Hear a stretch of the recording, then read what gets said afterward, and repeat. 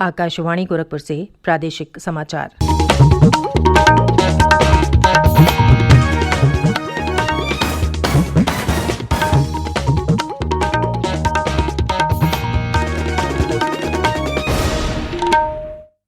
नमस्कार। समाचार बुलेटिन के साथ मैं सुकीर्ति अस्थाना। पहले मुख्य समाचार। मुख्यमंत्री योगी आदित्यनाथ और केंद्रीय रसायन और उर्वरक मंत्री डी.वी. सदानंद गौड़ा ने गोरखपुर खाद कारखाने का किया निरीक्षण। कहा, जून के अंत तक कारखाने में शुरू हो जाएगा उर्वरक का उत्पादन। मुख्यमंत्री ने कहा, पिछले 4 वर्षों में राज्य की अर्थव्यवस्था में हुआ व्यापक सुधार। प्रधानमंत्री जन धन योजना से ग्रामीण क्षेत्रों में वित्तीय समावेशन को मिला बढ़ावा। प्रदेश में कल से 2 दिनों तक गुड़ महोत्सव का किया जाएगा आयोजन। और राज्य में पिछले 24 घंटे में कोरोना संक्रमण के 119 नए मामले सामने आए, जबकि इस दौरान 114 लोग हुए स्वस्थ।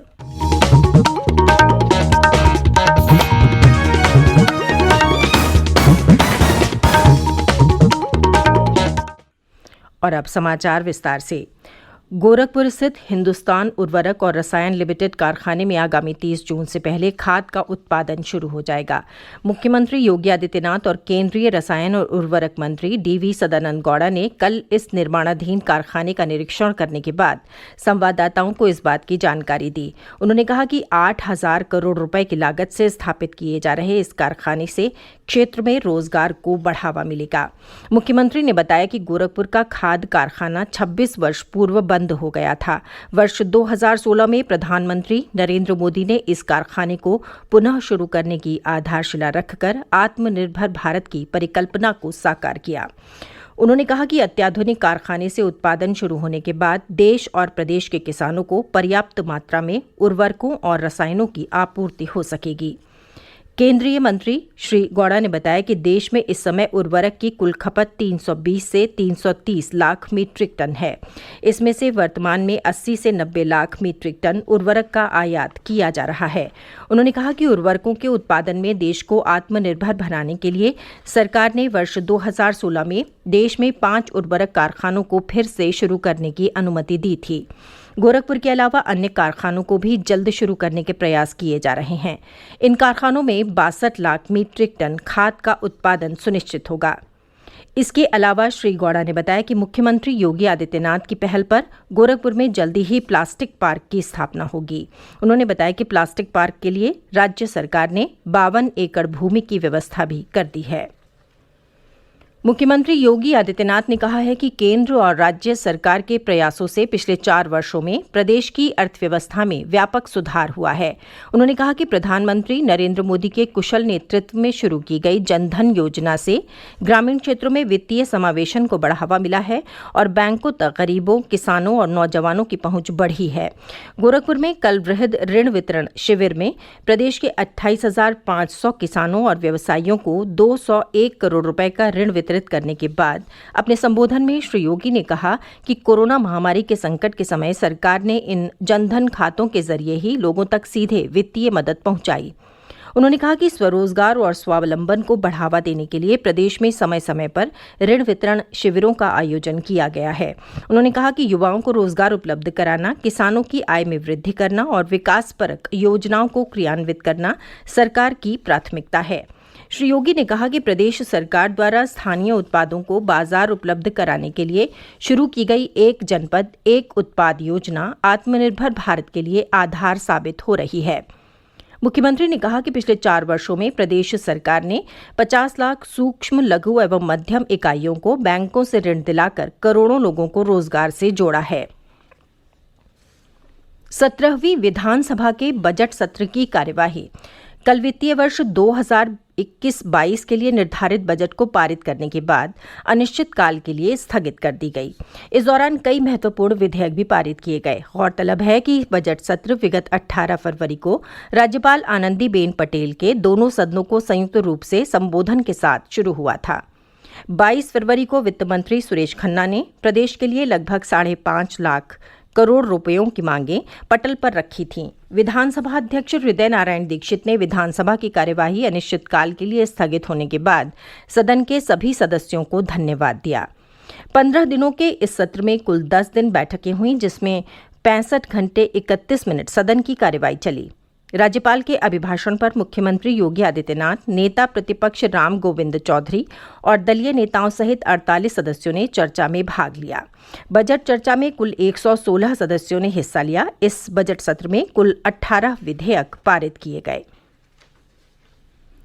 राज्यपाल आनंदीबेन पटेल ने विद्यार्थियों का आह्वान किया है कि वो अपने ज्ञान का उपयोग समाज में व्याप्त कुरीतियों को दूर करने के लिए करें। प्रयागराज में कल उत्तर प्रदेश राजर्षि टंडन मुक्त विश्वविद्यालय के दीक्षांत समारोह को संबोधित करते हुए श्रीमती पटेल ने कहा कि नई राष्ट्रीय शिक्षा नीति के तहत वर्ष 2030 तक 50% युवाओं को उच्च शिक्षा देने का लक्ष्य निर्धारित किया गया है। उन्होंने कहा कि इसके लिए हमें प्रारंभिक स्तर से ही प्रयास करने होंगे और छात्र छात्राओं को स्कूली शिक्षा के बाद उच्च शिक्षा ग्रहण करने के लिए प्रोत्साहित करना होगा। ये समाचार आप आकाशवाणी गोरखपुर से सुन रहे हैं। प्रदेश में कल से 2 दिनों तक गुड़ महोत्सव का आयोजन किया जाएगा। मुख्यमंत्री योगी आदित्यनाथ लखनऊ में इंदिरा गांधी प्रतिष्ठान में इस कार्यक्रम का शुभारंभ करेंगे। प्रदेश के अपर मुख्य सचिव गन्ना संजय आर भूसरेड्डी ने बताया कि इस कार्यक्रम का उद्देश्य गुड़ उत्पादकों को उत्तम गुणवत्ता के गुड़ तथा उसके सह उत्पाद बनाने के लिए प्रोत्साहित करना है। इसके साथ गुड़ के औषधीय लाभों के प्रति लोगों में जन जागरूकता लाना भी महत्वपूर्ण है। उन्होंने बताया कि कार्यक्रम के दौरान गुड़ विशेषज्ञ गुड़ उत्पादन की नवीन तकनीक के बारे में गुड़ उत्पादकों के साथ चर्चा करेंगे। उन्होंने बताया कि कार्यक्रम के दौरान गुड़ तथा सह उत्पादों की प्रदर्शनी के माध्यम से गुड़ क्रेताओं और उत्पादकों के बीच बेहतर समन्वय स्थापित करने में आसानी होगी। प्रदेश में पिछले 24 घंटे में कोरोना संक्रमण के 119 नए मामले सामने आए हैं, जबकि इस दौरान 114 लोग स्वस्थ हुए हैं। अपर मुख्य सचिव स्वास्थ्य अमित मोहन प्रसाद ने कल लखनऊ में बताया कि प्रदेश में कोविड नमूनों की जांच का कार्य तेज गति से चल रहा है और कल एक दिन में 1,18,545 नमूनों की जांच की गई। उन्होंने कहा कि सरकार लोगों को कोविड के टीके उपलब्ध कराने के लिए कृत संकल्पित है। श्री प्रसाद ने बताया कि कल प्रदेश में 2,300 से अधिक केंद्रों पर गंभीर बीमारी से पीड़ित 45 वर्ष से 60 वर्ष की आयु के लोगों को कोविड का टीका लगाया गया। उन्होंने कहा कि अगले एक सप्ताह में कोविड टीकाकरण केंद्रों की संख्या बढ़ाकर 4,000 से ज्यादा कर दी जाएगी। अयोध्या में श्री राम मंदिर का निर्माण अब 70 एकड़ से बढ़ाकर 107 एकड़ से अधिक भूमि पर किया जाएगा। इसके लिए श्री राम जन्मभूमि तीर्थ क्षेत्र न्यास ने 7,285 वर्ग फीट अतिरिक्त भूमि खरीदी है। ये भूमि राम मंदिर के निर्माण के लिए दी गई 70 एकड़ जमीन से लगी हुई है। पुलिस ने उस व्यक्ति को गिरफ्तार कर लिया है जिसने आगरा में ताजमहल को उड़ाने के बारे में फर्जी टेलीफोन कॉल की थी। आगरा जोन के अपर पुलिस महानिदेशक राजीव कृष्ण ने मीडिया को बताया कि टेलीफोन करने वाले का फिरोजाबाद में होना पता चला। इस व्यक्ति ने कल सुबह आगरा के पुलिस कंट्रोल रूम में फोन करके कहा था कि ताजमहल परिसर में बम लगा दिया गया है और प्रेम के इस प्रतीक को नष्ट कर दिया जाएगा। इस सूचना के बाद बम निष्क्रिय करने वाले दस्ते और CISF के दल के अलावा भारतीय पुरातत्व सर्वेक्षण के अधिकारी मौके पर पहुंचे और जांच की। इस दौरान ताजमहल परिसर के द्वारों को बंद कर दिया गया तथा पर्यटकों को कुछ समय के लिए बाहर निकाल दिया गया। हालांकि परिसर में कोई आपत्तिजनक सामग्री नहीं मिली। परिसर को कुछ समय बंद रखने के बाद पर्यटकों के लिए फिर से खोल दिया गया।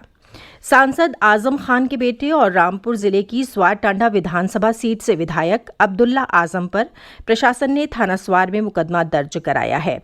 नामांकन के समय उम्र में हेराफेरी करने को लेकर यह मुकदमा दर्ज कराया गया है। अब्दुल्ला आजम अपने पिता आजम खान के साथ सीतापुर जेल में करीब 1 साल से बंदी हैं। और अंत में इस बुलेटिन के मुख्य समाचार एक बार फिर। मुख्यमंत्री योगी आदित्यनाथ और केंद्रीय रसायन और उर्वरक मंत्री DV सदानंद गौड़ा ने गोरखपुर खाद कारखाने का किया निरीक्षण। कहा, जून के अंत तक कारखाने में शुरू हो जाएगा उर्वरक का उत्पादन। मुख्यमंत्री ने कहा, पिछले 4 वर्षों में राज्य की अर्थव्यवस्था में हुआ व्यापक सुधार। प्रधानमंत्री जनधन योजना से ग्रामीण क्षेत्रों में वित्तीय समावेशन को मिला बढ़ावा। प्रदेश में कल से 2 दिनों तक गुड़ महोत्सव का किया जाएगा आयोजन। और राज्य में पिछले 24 घंटे में कोरोना संक्रमण के 119 नए मामले सामने आए, जबकि इस दौरान 114 लोग हुए स्वस्थ। इसके साथ ही ये समाचार बुलेटिन समाप्त हुआ। नमस्कार।